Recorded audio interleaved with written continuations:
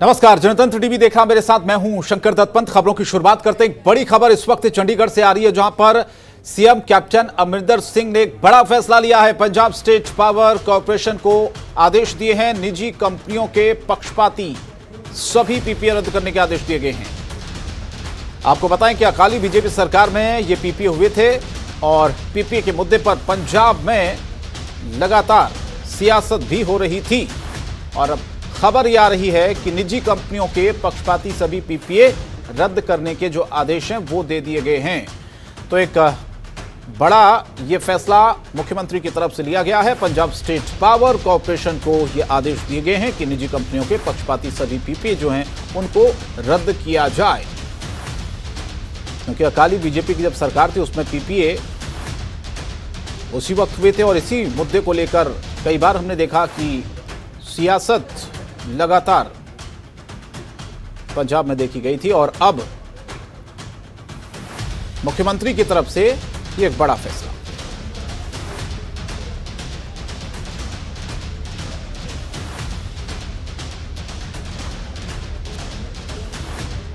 तो इस वक्त एक बड़ी खबर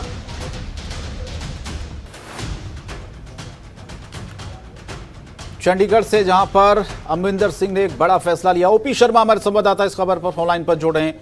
ज्यादा जानकारी के लिए ओपी शर्मा, क्या फैसला सरकार की तरफ से, मुख्यमंत्री की तरफ से अब लिया गया है, क्या और ज्यादा जानकारी डिटेल्स में बताइए इस खबर को।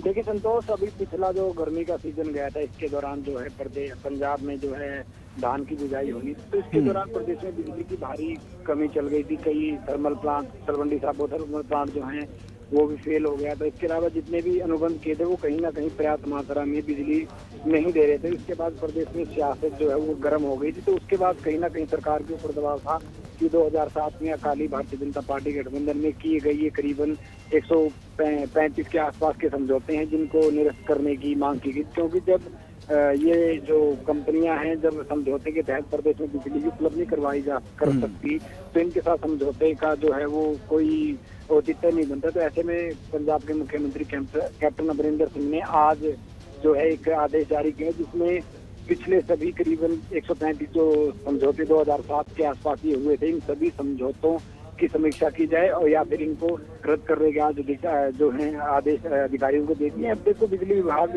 सभी आदेशों की समीक्षा करेगा और जो पिछले सीजन के दौरान पर्याप्त मात्रा में समझौते के हिसाब से बिजली उपलब्ध करवाने में नाकाम रहा है तो उनके ऊपर कहीं ना कहीं गाज गिरेगी। और आपको ये भी बता दें कि पंजाब में बिजली की आपूर्ति करना कांग्रेस आला कमान के 18 सूत्रीय प्रोग्राम में है और कल ही पंजाब कांग्रेस के प्रदेश अध्यक्ष नवजोत सिंह सिद्धू इस मामले को लेकर मुख्यमंत्री से मिले तो एक 5 सूत्रीय जो ज्ञापन पत्र दिया था उसमें बिजली समझौतों को रद्द करने या इन जिम्मेवार कंपनियों पर कार्रवाई की भी बात हुई थी। बहुत बहुत धन्यवाद इस तमाम जानकारी के लिए ओपी शर्मा आपका।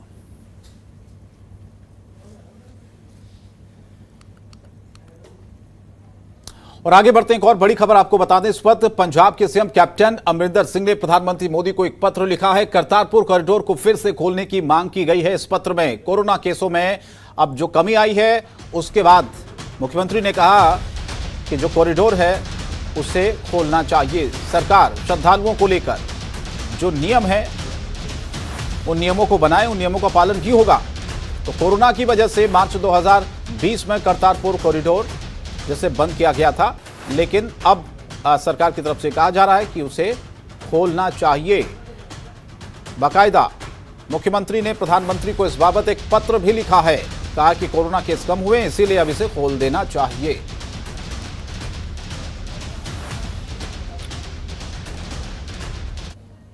और बढ़ते हैं आगे, एक और बड़ी खबर। दिल्ली दौरे पर है नवजोत सिंह सिद्धू। दिल्ली में कई नेताओं से मुलाकात करने का कार्यक्रम है नवजोत सिद्धू का। अभी नए अध्यक्ष बने हैं और अब दिल्ली दौरे को लेकर कई ऐसे नेता जिनसे उनकी मुलाकात संभव मानी जा रही है। तो दिल्ली में कई कांग्रेस नेताओं से नवजोत सिंह सिद्धू मुलाकात करेंगे। आपको याद होगा जब वो अध्यक्ष नहीं बने थे उससे पहले लगातार वो दिल्ली दौरे पर थे और उन्होंने कांग्रेस के बड़े नेताओं से मुलाकातें की थी। और अब खबर यह आ रही है कि दिल्ली में वो कई कांग्रेस के जो बड़े नेता हैं उनसे हो सकता पंजाब के जो मुद्दे रहे हों, जिनका जिक्र सिद्धू बार बार करते रहे हों, उनको आलाकमान के सामने वो रखें नेताओं के सामने, वो रखें किस तरह से उन्हें पूरा करना है।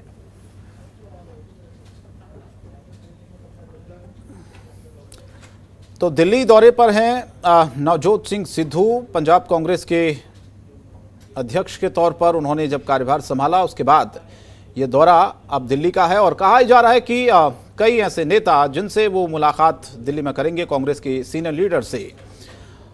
क्या बातें रखने वाले हैं नवजोत सिंह सिद्धू अपनी इस मुलाकात में, ये देखने वाली बात होगी, क्योंकि जब जब नवजोत सिंह सिद्धू दिल्ली आते हैं तो जाहिर है कुछ बड़े मसले जिनको वो कांग्रेस नेताओं के सामने, आलाकमान के सामने रखना चाहते हैं। इससे पहले भी आपको याद होगा जब कैप्टन साहब और नवजोत सिंह सिद्धू के बीच में टकराव चल रहा था, अध्यक्ष बनने को लेकर नवजोत सिंह सिद्धू के कैप्टन साहब की नाराजगी थी, उस वक्त भी वो दिल्ली आए और उसके बाद मसला सुलझा और आखिरकार नवजोत सिंह सिद्धू को अध्यक्ष बनाना पड़ा। और अब देखना होगा कि ये कौन से नेता होंगे जिनसे वो मुलाकात करेंगे और क्या उनसे चर्चा की जाती है। और हरियाणा के मुख्यमंत्री मनोहर लाल रेवाड़ी पहुंचे, जहां इस दौरान सीएम मनोहर लाल ने माजरा गांव के पास प्रस्तावित एम्स का जायजा लिया। काम में तेजी लाने के निर्देश दिए हैं। एम्स में अभी तक हुए कुल काम का भी सीएम ने जायजा लिया है कि अभी तक वहां पर कितना काम पूरा कर लिया गया है। तो ये तस्वीर उसी वक्त की है जब रेवाड़ी पहुंचे मुख्यमंत्री मनोहर लाल।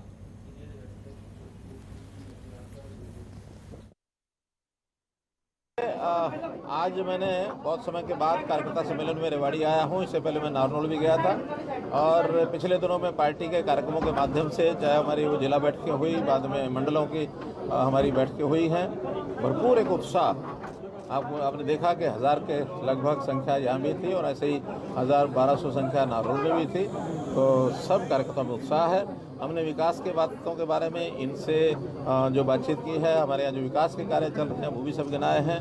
और नए साल के बजट के लिए ग्रामीण क्षेत्र का और शहरी निकाय का जो बजट है वो 250 करोड़ रुपया जो है रेवाड़ी जिले का है और 300 करोड़ रुपया महेंद्रगढ़ जिले का है। इस प्रकार से ये बजट हमने इस बार पहले से ही घोषित कर दिए हैं ताकि स्थानीय इकाइयाँ वो अपने तरीके से उस बजट का कैसे उपयोग करना है वो उसका विचार कर सकें। हरियाणा के स्वास्थ्य एवं गृह मंत्री अनिल विज पंचकुला पहुंचे, पत्रकारों से रूबरू हुए। उनके दिए गए बयान पर पत्रकारों ने सवाल पूछे, जिस पर वो बचते नजर आए और कहते हुए नजर आए कि इस मुद्दे पर उनको कुछ नहीं कहना है। आपको ये बता दें कि हरियाणा के गृह मंत्री अनिल विज की ओर से एक बयान आया था जिसमें उन्होंने मुख्यमंत्री और गृह मंत्री अनिल विज के बीच विवाद होने का फायदा उठाकर डर्टी गेम खेलने वाले अधिकारियों को चेतावनी दी थी। उन्होंने साफ किया था कि वो और मुख्यमंत्री मनोहर लाल अच्छे दोस्त हैं, उनके बीच में किसी तरह का कोई विवाद नहीं है, ये अधिकारियों की गलतफहमी है। चेतावनी देते हुए उन्होंने कहा था कि जो अधिकारी डर्टी गेम खेल रहे हैं उन्हें इसका अंजाम भुगतना होगा।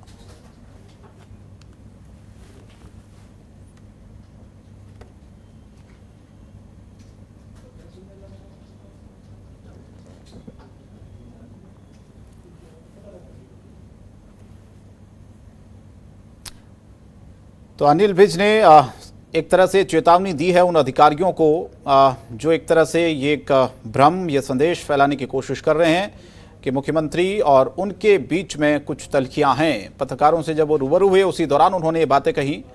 उनसे जब ये सवाल पूछा गया था उसी के जवाब में उन्होंने कहा कि जो डर्टी गेम खेलने वाले अधिकारी हैं उनको वो चेतावनी देते हैं कि इस तरह की बातों को न फैलाएं।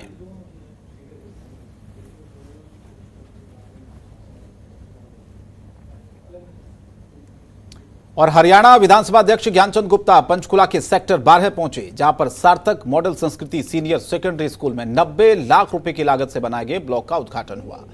इस मौके पर उन्होंने स्कूल में बहुउद्देशीय हॉल के निर्माण और दूसरे विकास कामों के लिए अपने खुद के कोष से 50 लाख रुपए की राशि देने की घोषणा की है। ज्ञानचंद गुप्ता ने कहा कि आज उस नए ब्लॉक का उद्घाटन करते हुए उन्हें खुशी हो रही है। इस ब्लॉक में कंप्यूटर लैब, साइंस के लैब के अलावा आर्ट एवं क्राफ्ट के क्लासरूम स्थापित किए जाएंगे।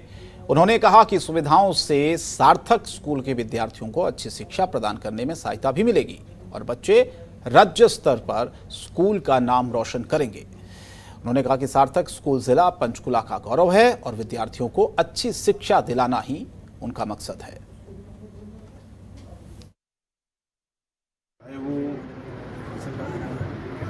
इसको कंप्यूटर लैब है, चाहे हमारी कॉमर्स के लिए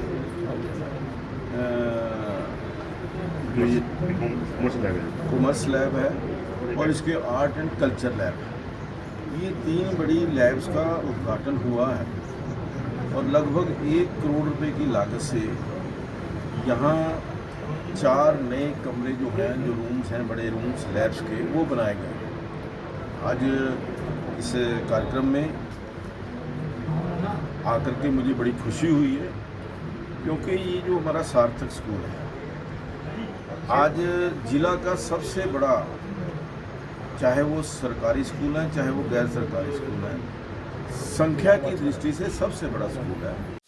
खबरों के निष्पक्ष विश्लेषण के लिए सब्सक्राइब करें Jantantra TV and press the bell icon. Never miss any update.